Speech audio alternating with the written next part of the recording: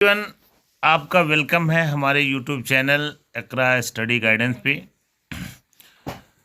आज के इस सेशन में हम आपको ये बताएंगे कि ट्रांसफॉर्मेशन का जो रिमेनिंग पार्ट था, यानी कल हमने ट्रांसफॉर्मेशन में आपको जो फर्स्ट स्टेप था एडवर्ब टू का रिमूवल, उसके बारे में मैंने कुछ रूल्स बताए थे आपको। उसका कुछ पार्ट्स बचा हुआ है, आज के इस सेशन में हम उस पर डिस्कस करेंगे। तो ख़ास करके इंटरमीडिएट के बच्चों, आप बहुत ध्यान से इस वीडियो को सुनिएगा, क्योंकि एडवर्ब टू का यूज़, उसका रिमूवल, ये बहुत ही इम्पॉर्टेंट है। इस पे अक्सर जो है बोर्ड में क्वेश्चन आता है और कॉम्पिटिटिव एग्ज़ाम में भी इस पे क्वेश्चन आते हैं। तो मैंने आपको एडवर्ब टू के रिमूव करने के संबंध में मैंने आपको बताया था कि किस तरह का वाक्य का स्ट्रक्चर होगा, तो आप किस तरीके से वाक्य को ट्रांसफॉर्म करेंगे, किस तरह से वाक्य के स्ट्रक्चर को में आप बदलाव लाएंगे। जैसे अगर आपका वाक्य है कि सब्जेक्ट के बाद हेल्पिंग वर्ब है, हेल्पिंग वर्ब के बाद जो है वो आपका एडवर्ब टू है, एडवर्ब टू के बाद एडजेक्टिव है और एडजेक्टिव के बाद इन्फिनेटिव है। जैसे for example he is too weak to move, तो हमने बताया था कि इसको बनाएंगे कि रिमूव टू, एडवर्ब को हटा करके हम सो लिख देंगे और इन्फिनेटिव टू की जगह पे डैट लिखेंगे। उसके बाद पहले वाले क्लॉज के हिसाब से हम सब्जेक्ट लाएंगे, फिर कैन नॉट लाएंगे और कैन नॉट के बाद जो अदर वर्ड है वो हम लिख देंगे। तो मैंने जो अभी आपके सामने एग्जांपल दिया कि he is too weak to move, इसका ट्रांसफॉर्मेशन बनेगा he is so weak that he can not move. बच्चों, ये तो एक बनावट हो गई, एक स्ट्रक्चर हो गया। दूसरा स्ट्रक्चर आपको मैंने ये बताया था कि अगर वाक्य में जो है सब्जेक्ट निर्जीव है या इट है, तो उसको हम कैसे ट्रांसफॉर्म करेंगे। जैसे मैंने बताया था कि the tree is too high to climb. इसमें दो तरह का वाक्य आ सकता है। निर्जीव होने पर इट का प्रयोग भी आ सकता है और निर्जीव होने पर उसमें वाक्य में बीच में for me, for him, for us, for them आ सकता है। और दोनों को ट्रांसफॉर्मेशन में हम कैसे लाएंगे, ये मैंने इसके पहले वाली वीडियो में आपको बताया है। अगर आपने पहले वाली वीडियो नहीं देखी है तो उसको आप वॉच कर लें ताकि आपको ये क्रम से जो है समझने में आसानी हो। तो मैंने जो वाक्य आपको बताया कि the tree is too high to climb, अगर इस तरह का वाक्य है तो हम बनाएंगे the tree is so high that one can not climb. एक तो वन के साथ कैन नॉट क्लाइम हो जाएगा, और अगर इट लाएंगे तो इसमें बी लग जाएगा। The tree is so high that it can not be climbed. अगर आपका वाक्य इस तरह है कि the tree is so high for me to climb, या फॉर हिम टू क्लाइम, या फॉर अस टू क्लाइम, या फॉर देम टू क्लाइम, तो हम यहाँ पर फॉर मी की जगह पे आई लाएंगे, फॉर हिम है तो ही लाएंगे, फॉर देम है तो दे लाएंगे, फॉर अस है तो वी लाएंगे। फिर हम इट और वन का यूज़ नहीं करेंगे। मान लीजिए कि हमारा वाक्य इस तरह है कि the tree is too high for me to climb, तो अब हम इसको ट्रांसफॉर्मेशन में इस तरह लिखेंगे कि the tree is so high that I can not climb. बच्चों, हमने आपको इसके पहले की वीडियो में भी बताया था कि अगर हमारे पहले वाले क्लॉज में अगर वाज है तो फिर हम कैन नॉट ना लगा के कुड नॉट लगाएंगे। जैसे एग्जांपल ले लीजिए कि जैसे कहा जाए कि my brother was too weak to lift the box.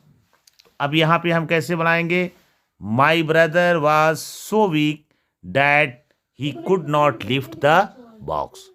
बच्चों, इसके अलावा मैंने और भी स्ट्रक्चर आपको बताया था कि अगर हमारा वाक्य इस तरह का है कि उसमें सीधे जो है आपको एडजेक्टिव तक वाक्य एंड हो गया है, जैसे सब्जेक्ट है, हेल्पिंग वर्ब है, हेल्पिंग वर्ब के बाद एडवर्ब टू है, उसके बाद एडजेक्टिव है और उसके बाद कुछ नहीं लिखा हुआ है, तो इसको भी मैंने बनाने का आपको नियम बताया था कि इसको हम कैसे बनाएंगे। जैसे आपका जो है आपका इसके पहले वाली वीडियो में मैंने जैसे कि आपको बताया था, उसका एक एग्जाम्पल आप देख लीजिए। मैंने आपको जो बताया था, एक बार मैं इसको रिवाइज करता हूँ। जैसे आपका लिखा है, सिर्फ लिखा है ही इज़ टू वीक, यहाँ पे देखिए सब्जेक्ट है, वर्ब है, एडजेक्टिव है, सब्जेक्ट है, वर्ब है, एडवर्ब है, टू जो है एडवर्ब है, और वीक क्या है, एडजेक्टिव है, और इसके बाद इन्फिनेटिव नहीं है, कुछ भी नहीं है, फॉर लगा के भी कुछ नहीं है। तो इसको हम बनाएंगे इस तरह से, he is more weak than he should be, he is more weak than he should be, या he is more weak than it is proper, इस तरह से इसको बनाएंगे। तो अब आप ये देख लीजिए कि अब एक इसमें और बनावट है वाक्य की, कि अंग्रेजी में अगर इस तरह का वाक्य लिखा हो तो आप कैसे बनाएंगे। ये जो वाक्य अब हम बताने आपको जा रहे हैं, इसको बहुत ध्यान से सुनिएगा, क्योंकि इसका अर्थ बगैर समझे आप इसको नहीं बना सकते हैं, इसका ट्रांसफॉर्मेशन आप नहीं कर सकते हैं। जैसे वाक्य है, he sorrow is too deep for tears, इसका अर्थ होता है कि उसका दुख इतना गहरा है, इतना गहरा है, फॉर टीयर्स, आंसुओं के लिए। तो इसका हिंदी में ये मतलब होता है कि उसका दुख इतना गहरा है कि उसे आंसुओं में व्यक्त नहीं किया जा सकता, इतना गहरा है। तो इसको हम इस तरह लिखेंगे कि हिज सारो इज सो डीप, सो के माने अत्यधिक, हिज सारो इज सो डीप दैट की ही can not express it in tears. ठीक है, यानी उसको वो आंसुओं में व्यक्त नहीं कर सकता। दूसरे तरफ से इस प्रकार से भी बना सकते हैं कि हिज सारो इज सो डीप, उसका दुख, उसका गम, उसका जो वो है दुख है, वो इतना गहरा है, that it can not be expressed in tears. देखिए इट लाएंगे तो पैसिव वॉइस में बन जाएगा, इसलिए मैंने बी लाया। इसी तरह से और वाक्य देखिए जो कि सेंस पर आधारित करता है, अगर आप मतलब नहीं समझेंगे तो उसको नहीं बना पाएंगे। जैसे लिखा है, it is too much for me, वो अत्यधिक है मेरे लिए। अत्यधिक हो जाने का मतलब कि मेरे लिए बहुत ज़्यादा वो परेशान करने का तत्व है। ठीक है, अत्यधिक हो जाना ये समझना पड़ेगा कि वो परेशानी की बात कर रहा है। It is too much for me, तो इसको हम कैसे बनाएंगे, इट इज़ सो बैड, वो इतना बुरा है, डैड की आई कैन नॉट बियर इट, मैं उसको बर्दाश्त नहीं कर सकता। इस तरह से इसको आप बनाएंगे। ये सबसे लास्ट नियम है रिमूव टू का, और इस पर थोड़ा ध्यान दीजिए। अब इस तरह से है कि he is too eager for praise, वो अपनी प्रशंसा के लिए बहुत ज़्यादा लालायित है, बहुत ज़्यादा वो चिंतित है। तो इसको हम क्या करेंगे, यहाँ पर हम टू की जगह पे ओवर लगा के वैसे के वैसे वाक्य लिख देंगे। He is over eager for praise, वो अपनी प्रशंसा के लिए काफ़ी ओवर है, काफ़ी जो है वो परेशान है। उसी तरह से इट इज़ टू हॉट आ गया, तो हम टू की जगह पे एक्सट्रीमली लगा के वाक्य को ऐसे ही कर देंगे, इट इज़ एक्सट्रीमली हॉट।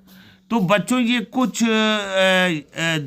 दूसरे टाइप के वाक्य थे, इनका सेंस को समझ करके कहीं ओवर कहीं एक्सट्रीमली लगा करके इसको हम ट्रांसफॉर्मेशन में चेंज करेंगे। कुछ एग्जाम्पल आप और देख लीजिए, ये भी बहुत इम्पोर्टेंट है। जैसे कि आपका है, his father is too fat, उसके फादर बहुत ज़्यादा मोटे हैं। भाई इतना ही लिखा टू फैट, इसके बाद कोई इन्फिनेटिव, कोई फॉर मी, फॉर हिम कुछ नहीं है। तो ऐसे वाक्य हम बनाते हैं कंपैरेटिव में, his father is fatter than he should be, his father is fatter than he should be. ध्यान दीजिएगा। एक वाक्य और ले लीजिए, मैं आपको बता दूं, the meeting was too noisy, यानी मीटिंग जो है बहुत अधिक शोरगुल से भरी थी। तो शोरगुल से भरी थी, इसको भी इट शुड बी से हम बनाएंगे। यहाँ पर जो है आपका सबसे आसान यही बना लीजिए आप, कि the meeting was more noisy that, the meeting was more noisy, देखिए यहाँ डैट ना लगाइए आप, the meeting was more noisy than it should be, बस आप लगा दिए the meeting was more noisy than it should be. अब बच्चों ये देखिए आपका कि ये मैंने आपको जो बताया उसमें आपने ये देखा कि कुछ वाक्य ऐसे थे जिसका अगर हम सेंस नहीं समझते हैं तो हमारा वाक्य जो है वो क्या है, वो ट्रांसफॉर्म नहीं हो पाएगा। नियम तो मैंने आपको बता दिया, पहला तो मैंने नियम बता दिया आपको कि रिमूव टू कैसे कैसे करते हैं, सब्जेक्ट अगर वो सजीव है तो कैसे होगा, निर्जीव है तो कैसे होगा, केवल अगर एडजेक्टिव पे वाक्य खत्म हो रहा तो कैसे होगा, और कुछ वाक्य मैंने बताया फॉर से कि फॉर लगा हो तो कैसे करेंगे। अब आप ये देखिए कि अगर आपका वाक्य पहले से कॉम्प्लेक्स सेंटेंस में है तो उसको हम टू लगा करके सिंपल सेंटेंस में बदलेंगे, यानी इसमें टू लगा नहीं है, अब इसको टू हमें लगाना है। जैसे आपका एग्जाम्पल ले लीजिए, he is so poor that he can not buy a scooter. तो इसका क्या हो जाएगा, he is too poor to buy a scooter. ये सिंपल सेंटेंस बन गया टू लगा करके। टू हटा करके भी वाक्य का ट्रांसफॉर्मेशन होता है और टू लगा के भी होता है। कुछ एग्जाम्पल और देखिए, ही इज सो ओल्ड, देखिए इसमें सो लगा हुआ है, that he can not work hard. तो यहाँ हम टू टी डबल और टू एडवर्ब लगा के इसको हम ट्रांसफॉर्म करेंगे, लिखेंगे he is too old to work hard. इसके बाद जो है और एग्जाम्पल ले लेते हैं वास पर जो आधारित है, Ram was so fat that he could not sit properly. हम टू लगाएंगे इसमें टी डबल ओ, लिखेंगे Ram was too fat to sit properly. हो गया।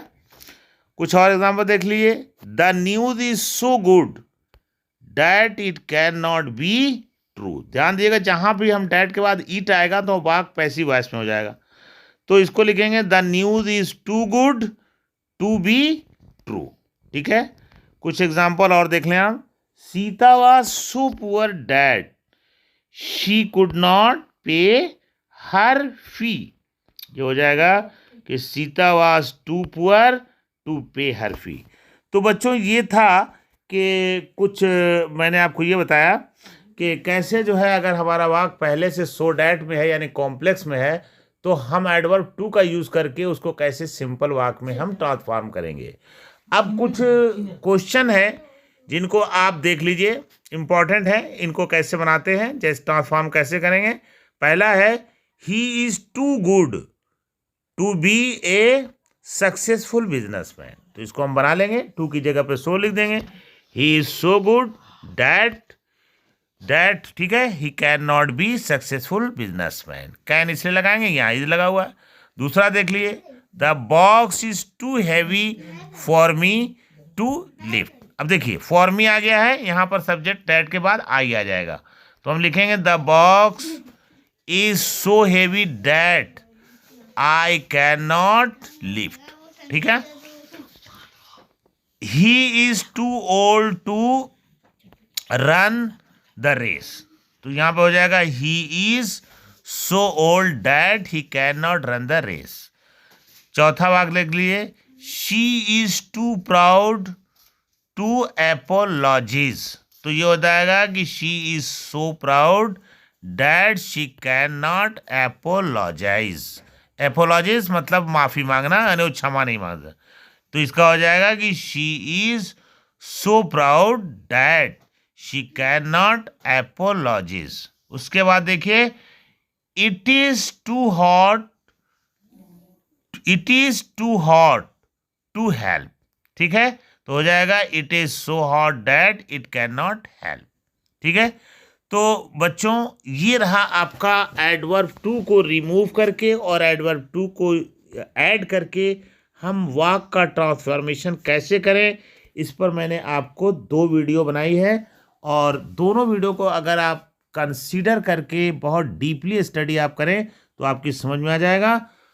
अब यहीं पर इस वीडियो को हम एंड करते हैं और अगर आपको कोई कॉन्सेप्ट समझने में कोई कन्फ्यूज़न हो तो आप कमेंट बॉक्स में हमसे क्वेश्चन कीजिए, हम उस कॉन्सेप्ट को आपको दूर करेंगे। तो बच्चों यहीं पर हम इस वीडियो को एंड करते हैं। Thank you so much for watching my video. और आज का सेशन यहीं पे एंड होता है। बच्चों अगर वीडियो अच्छी लगे तो इसको आप लाइक कीजिए, सब्सक्राइब कीजिए और अपने मित्रों में इसको शेयर कीजिए। Thank you.